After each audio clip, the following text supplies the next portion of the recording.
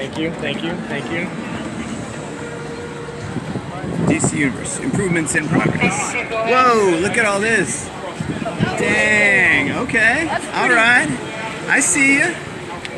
Hard hat required beyond this point. Hard hat. Got no hard hat. That's hard. Whoa. Oh, let's go listen to Jeffrey.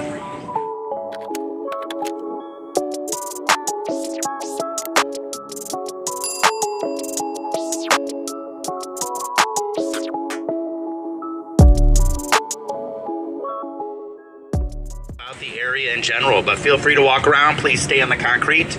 You can see we are currently in process of adding and creating the largest DC universe in the United States as we add 3 more rides to this area, along with new food offerings, more shade, more landscaping, and just making it a better experience for everybody. It looks like almost everyone is now in the area, so I'll begin to talk about it. Please feel free to shout out and ask questions. You are standing in a current transformation area. We began this master planning several years ago with the first phase, which is to add Kid Flash as a new anchor attraction, building multi-generational experiences for all of our guests at all ages. Hopefully you guys have hopped on Kid Flash. If not, you'll be able to ride it again, ERT this evening. For our ERT, we do have a special enthusiast mode. The ride under normal operation does 2 laps. This evening it will do 3 laps, just like it was doing this morning, so you get a little extra time riding Kid Flash. Make sure you ride both sides because they are all different. But not only do we want to add a new multi-generational coaster, but we really wanted to create something very special for our guests that hopefully every level of thrill seeker in the family will enjoy. Although if it was truly just my park and your park, from an enthusiast standpoint, no doubt everything here would be 500 feet tall and go 900 miles an hour. Yeah. But we know not all of our guests like that. And for many of our guests, if you stand by Kid Flash, you'll notice that Kid Flash, for some of our thrill seekers, young and old alike, that is the maximum thrill they want. And we really do take that to heart. And that's why we've been adding lots of multi-generational experiences over the past several years to really keep the park portfolio nice and broad, what we call a broad collection, where regardless of what thrill level you are, there's something for you to do. And as you can see, our flat ride collection continues to grow. This year, in just 2 weeks, we're about to open up 6 new water slides in the water park, including a smaller scale tornado slide and a smaller scale wave slide, again, because not everyone likes the big tornado, but hopefully they'll come try the smaller tornado. And that is getting ready to open in a few weeks. The next phase of this attraction, as you can see, we've already done the transformation on Supergirl. Freshly painted theming, more theming is actually still coming.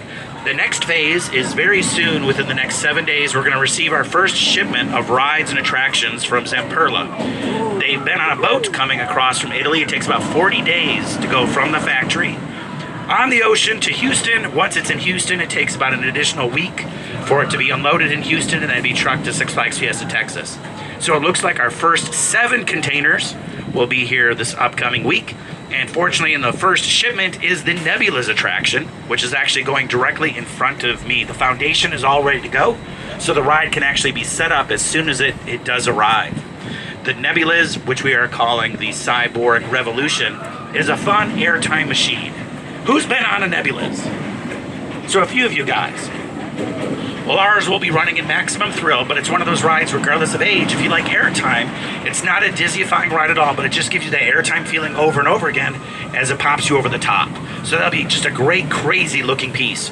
Once that opens, Green Lantern will also open with it. We're finishing the thematic overlay of that attraction, and so the construction fence will then move back. The next phase, and what also arrives in this first shipment, is the monorail. Monorail! What do we say? Monorail! That's right, if you're playing along at home, there's only 75 monorails actually in the entire world. Anyone know what the first monorail was in the United States? Springfield. Besides Springfield, thank you, yes. Besides the Springfield monorail, it was actually Disneyland. Disneyland was the first monorail ever built in the United States. We are paying tribute to San Antonio history. San Antonio actually was host to Hemisphere, and as part of the Hemisphere experience, there was a monorail. It was shortly removed after Hemisphere was completed, so this will be the first monorail back in San Antonio since the 1960s when Hemisphere occurred. So that's why you'll see the really cool Art Deco design, and having a monorail is something very special. So the next shipment, along with the Nebulas, the track and columns arrive. You can see holes that are going in all around you. The monorail station basically sits where you see our digging equipment. That's where the station will be. The station is actually a little bit higher than most. It's actually going to be 20 feet. The reason it's 20 feet is it allows us to jump over all of our fire lanes, because this area does have fire lanes to it. It also allows us to expand it in the future. So if we did want to add additional stations, it's at a graded height that could basically go to other areas of the park to offer even more transportation. But the first phase of the monorail, when it opens, will offer you a 20 feet in the air experience, roughly a 5-minute journey around the entire DC Universe area. There is a map over here of the monorail path, but to quickly show where that path goes, it actually leaves headed towards the Iron Rattler, following our log flume, goes all the way to the front by Kid Flash, cuts back over in front of Green Lantern, where you see the big crepe myrtles with the white flowers behind you. It jumps back in front of us. You'll see there's giant holes in front of Kids Cafe. Kids Cafe is turning into Planet Krypton Cafe, and it's also going to serve pizza, which this entire area does not have any pizza, which will be great. So you can see the holes, including you see what is digging our holes currently. Then it continues, it turns, goes in front of what will soon be Batgirl, jumps over the creek, heads towards Batman the Ride, follows the train tracks, jumps back over the creek and back to the monorail station. Again, a 2-train operation, 16 guests per train, so it'll be a nice, constant moving type of experience. So that will be open in this section of the area, along with our new Shazam Tower, which, if you're not familiar with that attraction, it's a 70-foot tall tower that bounces up and down, also creating fun, whimsical airtime bouncing moments. But the entire tower also rotates while you're going up and down the ride. So it is their deluxe model. So those are the 3 new attractions, plus the retheming that you see currently going on behind me is Poison Ivy. This will look like you're entering a greenhouse. The plants themselves will look like Venus flytraps. Our coaster, our smallest coaster, will become Batgirl. And then the ride next to it will become Penguin. And Penguin will also be broadened out, where right now it really is more of a kid's ride. When it's finished, it'll also be a multi-generational attraction. You go through tunnels, Penguin's cannery facility. You'll see that Penguin has recruited other large penguins that are now henchmen trying to ruin your fun. But luckily, Batgirl comes to the rescue and saves the day. There'll be a variety of fully sculpted statues, a variety of effects that will actually make Penguin a really fun and interactive ride experience, no doubt. So welcome to the entire DC Universe area. Again, please feel free to walk around and ask any questions that you have. Yes, gentleman in the red hat that I've never met before. It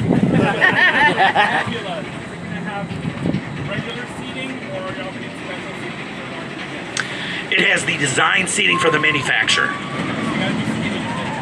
It's whatever the seats are from Zamperla is what it is. So, yeah, it's their standard configuration. Any other questions? Yes, sir. The restrooms are getting. The restrooms will actually be part of a different phase. They're getting a light makeover now, but they'll most likely in the future be knocked down completely and rebuilt. Yeah. Yes.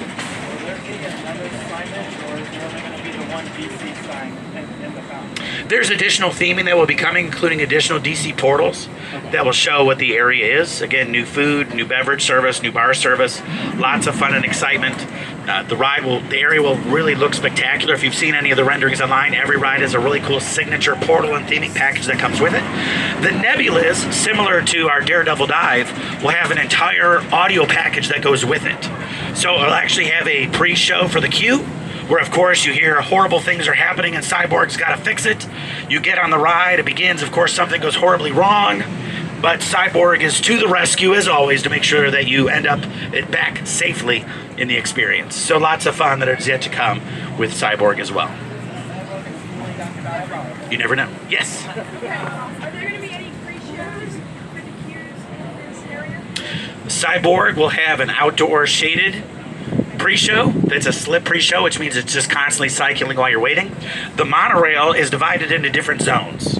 So the main floor, when you enter, you'll actually see the monorails coming in above you overhead while they're loading and unloading, and there'll be a whole special soundscape while you're waiting underneath in complete shade and comfort.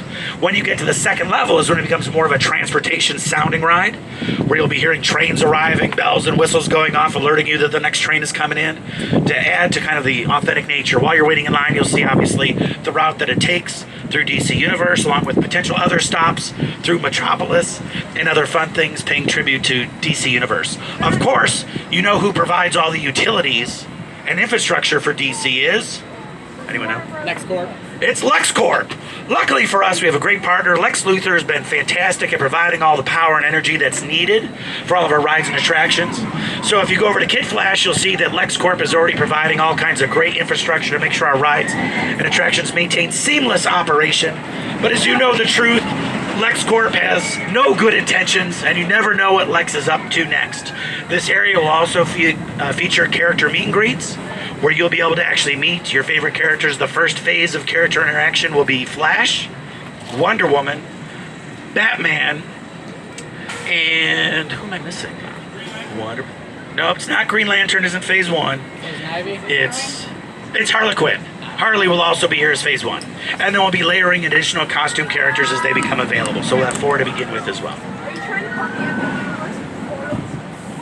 Are we trying to copy Epic Universe? Is that the question? If you've been to our DC Universe throughout the company, you've noticed that there's, through a long-standing history, that we have DC portals through our parks, along with our park has portals for all the themed areas. So we're just following our long legacy and history of showing and exciting of the areas. Yes, ma'am. Is the train ever going to get a makeover? Which train? The... Miss Kitty? You're talking about Miss Kitty? Yes. The big Fiesta Texas Railroad? Yeah. Yes, her sister is in the process of getting a makeover, which is Greta. Greta's her long-standing sister that sadly I've never seen run since I've lived in Texas. So we're in the process of ordering new equipment for Greta and hopefully have her up and running here soon, so she can do some heavy lifting. Yes, sir. Will the monorail be air conditioned? The monorail is not air conditioned, it is open air. It is completely shaded on top, so it is a nice enclosed cabin. There's no seatbelts or restraints on the inside, so you seat 2 and 2 facing each other, but once you're in the cabin, it's self-contained, which is also a first design for Zamperla. It is completely covered, and we've designed the train where if you notice the front also is open air, so as it's moving, it creates its own airflow as well, which should hopefully help. Yes, sir. Will the 20-foot height of the monorail still allow for the path of parades and whatnot? Splash Yes, pads? so the 20-foot elevation allows it to jump to other areas of the park, if needed, The someday. parade, the parade route? Yes, the parade route. So it's also designed at 20 feet, not only for fire trucks and other equipment, but this is our parade route. So sadly, we did not do our Mardi Gras parade this year, and also our Splash Water parade is impacted because construction is still ongoing. But once all construction is complete, we've designed the monorail that it can accommodate all of our future parade needs. Yes. Yes, sir. Will the monorail have a story and audio? The monorail will have story and audio at both levels. So the question is, do we anticipate Iron Rattler? Well, it's hard to believe. Should be coming up on an anniversary sooner rather than later. You never know what we have in store for IRAT. You never know. As you know, that ride also wants to haul, and it's like, why did I already end? Why am I over? So you never know what's coming to the magic of Iron Rattler.